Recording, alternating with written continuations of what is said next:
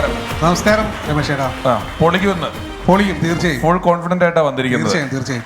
ചേട്ടാ ജോമറ്റ് എന്തോ ബ്രദർ അടിച്ച് പൊളിച്ചോ. തീർച്ചയായും ഞാനുണ്ട് ഇവിടെ. Thank you.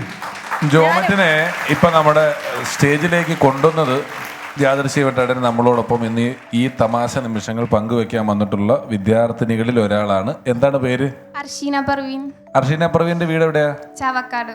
ഏത് കോളേജിലാണ് പഠിക്കുന്നത്? പിസാറ്റ് കോളേജ്. എന്താ പഠിക്കുന്നത് അവിടെ? TMRT. അതെന്താണ് മോളെ? എക്സ്റേയുടെ എക്സ്റേ കോഴ്സാണ്.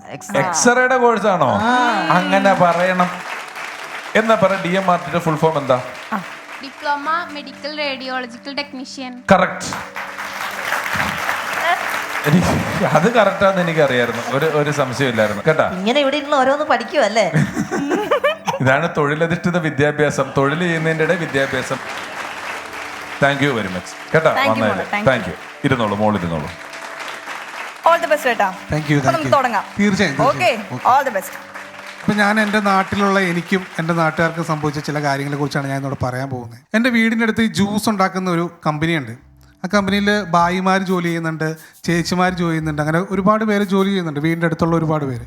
അപ്പോൾ അതിലൊരു ഭായി ഒരു ദിവസം അവിടുത്തെ മുതലാളിയുടെ അടുത്ത് എന്ന് പറഞ്ഞു, സാറേ എനിക്ക് കല്യാണം നിശ്ചയിച്ചു, അപ്പോൾ എനിക്ക് നാട്ടിൽ പോകണം, എനിക്ക് അതുകൊണ്ട് ശമ്പളം കൂട്ടി തന്നെ എന്ന് പറഞ്ഞു. അപ്പോൾ ഈ മുതലാളി പറഞ്ഞു, എടോ ഈ കമ്പനിയിൽ വെച്ച് നടക്കുന്ന എന്തെങ്കിലും അപകടങ്ങൾക്കേ തനിക്ക് ഇവിടുന്ന് ശമ്പളം തരാൻ പറ്റുള്ളൂ. പുറത്തു പോയി എന്തെങ്കിലും അപകടം സംഭവിച്ചാൽ അതിന് കമ്പനി യാതൊരു ഉത്തരവാദിത്തമല്ല. പിന്നെ ഞങ്ങൾ +2 പഠിക്കുന്ന സമയത്ത് ബസ്സിലാണ് പോയിക്കൊണ്ടിരുന്നത്. അപ്പോൾ ബസ്സിൽ പോയിക്കൊണ്ടിരുന്ന സമയത്ത് എൻ്റെ ഫ്രണ്ടും ഉണ്ട്. അപ്പോൾ രാവിലെ നല്ല തിരക്കാണ്, ജോലിക്ക് പോകുന്നവർ, കോളേജിൽ പോകുന്നവരൊക്കെ അങ്ങനെ നല്ല തിരക്കാണ്. അപ്പോൾ എൻ്റെ ഫ്രണ്ടിൽ നിന്ന് ഒരു ഫ്രണ്ട്, അവൻ്റെ ഫ്രണ്ടിൽ ഒരു ചേച്ചി ഇപ്പുണ്ടായിരുന്നു. അപ്പോൾ ബസ് ഇടയ്ക്കൊന്ന് വളവ് വീശി കഴിഞ്ഞപ്പോഴത്തേക്കും ഒന്ന് ബ്രേക്ക് ഇട്ടു. അപ്പോൾ പിന്നെ അറിയാണ്ട് അവൻ്റെ ഫ്രണ്ടിൽ നിന്ന് ചേച്ചിയുടെ കാലയിൽ അറിയാണ്ടൊന്ന് ചവിട്ടി. അപ്പോൾ നല്ല ഹീലുള്ള ഷൂ ആയിരുന്നു. അപ്പോൾ ഈ ചേച്ചി തിരിഞ്ഞു നിന്നിട്ട് അവനോട് പൊരിഞ്ഞ ചീത്ത, നീയൊക്കെ എവിടെ നോക്കിയാൽ നടക്കണേ, രാവിലെ മനുഷ്യൻ്റെ കാലൊടിക്കാൻ വന്നേക്കുവാണ്, അതാണ് ഇതാണെന്ന് പറഞ്ഞ് പൊരിഞ്ഞ ചീത്ത. ഇവനിത് നോക്കിയപ്പോൾ ഇതെല്ലാം കേട്ടുകൊണ്ട് ചിരിച്ചുകൊണ്ട് നിൽക്കുക, ഒരക്ഷരം പോലും ഉണ്ടല്ലോ, സോറി പോലും പറയുന്നില്ല. അപ്പോൾ ഞങ്ങളുടെ ബസ് ഇറങ്ങേണ്ട സ്ഥലമായി, ഞങ്ങൾ ഇറങ്ങി, ബസ് സ്റ്റോപ്പിൽ ചെന്ന് ഇറങ്ങി കഴിഞ്ഞപ്പോഴത്തേക്ക് ഞാൻ അവനോട് ചോദിച്ചു, എടാ ആ ചേച്ചി നിന്നെ അമ്മാതിരി ചീത്ത പറഞ്ഞാലേ, എന്നിട്ട് നീ എന്നൊരു സോറി പോലും പറയാത്തേ? അപ്പോൾ അവൻ എന്നോട് പറയാ, എടാ ഞാൻ ആ ചേച്ചിയുടെ കാലിൽ അറിയാണ്ടൊന്ന് ചവിട്ടിയപ്പോൾ ആ ചേച്ചി എന്നെ അമ്മാതിരി ചീത്ത പറഞ്ഞു. അങ്ങനെയാണെങ്കിൽ ആ ചേച്ചിനെ കിട്ടിയേക്കേണ്ട പുള്ളിക്കാരൻ്റെ അവസ്ഥ ഒന്ന് ആലോചിച്ച് നോക്കിയത്. പിന്നെ എൻ്റെ വീടിൻ്റെ അടുത്ത് റേഡിയോയിൽ ജോലി ചെയ്യുന്നൊരു ചേട്ടനുണ്ട്. അപ്പോൾ ആ ചേട്ടൻ്റെ കല്യാണം കഴിഞ്ഞു, അവർ കുറച്ച് നാളായി, അവർക്ക് കുട്ടികളൊന്നുമില്ല, 5-8 വർഷമായി, കുട്ടികളൊന്നുമില്ല.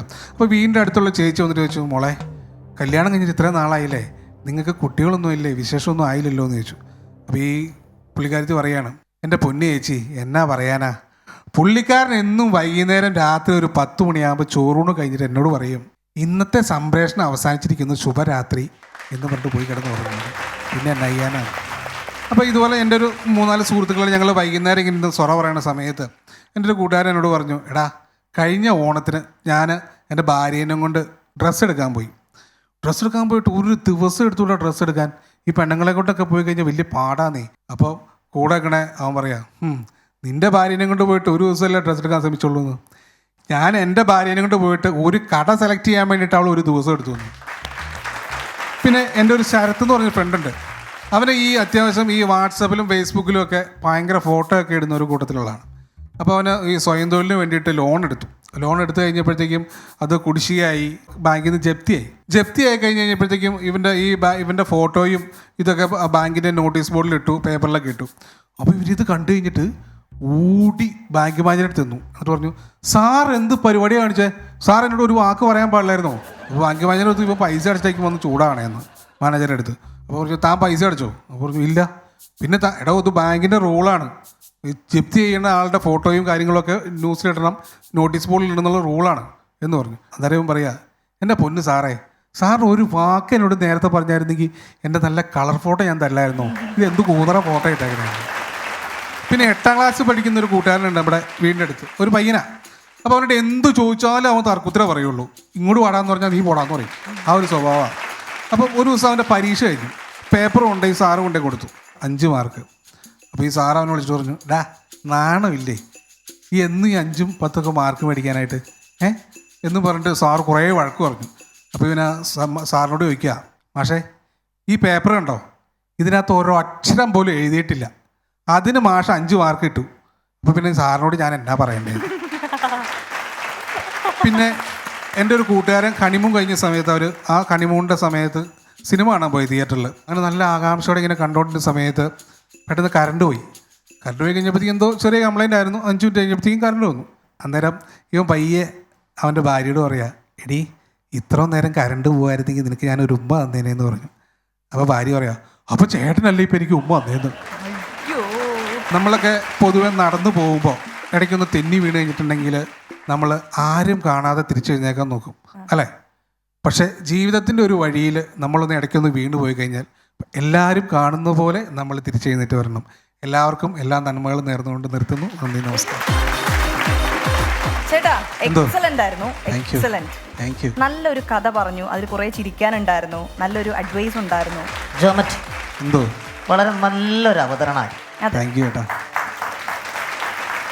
ചെറിയ ചെറിയ നർമ്മങ്ങൾ കോർത്തിണക്കി വളരെ ഭംഗിയായിട്ട് പ്രസൻറ്റ് ചെയ്തു എന്നുള്ളതാണ്. Thank you. അതിനകത്തൊരു കൺഫ്യൂഷനോ അല്ലെങ്കിൽ ഒരു കോൺഫിഡൻസിൻ്റെ കുറവോ അങ്ങനെ ഒന്നുമില്ല.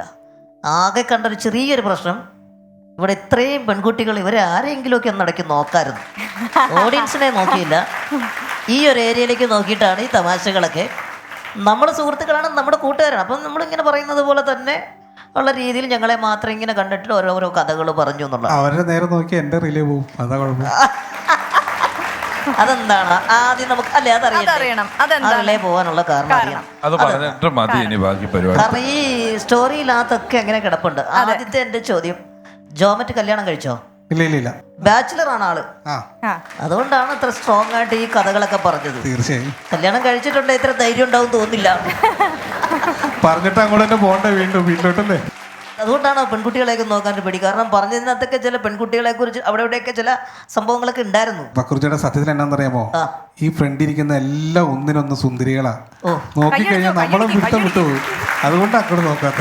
ഇതിനിടയിൽ നിങ്ങൾ ആരും കാണാത്ത ഒരു എക്സ്പ്രഷൻ, അതായത് പൂന ഫിലിം ഇൻസ്റ്റിറ്റ്യൂട്ടിൽ പലതരത്തിൽപ്പെട്ട എക്സ്പ്രഷനൊക്കെ എടുക്കുന്ന ക്ലാസ് ഉണ്ട്.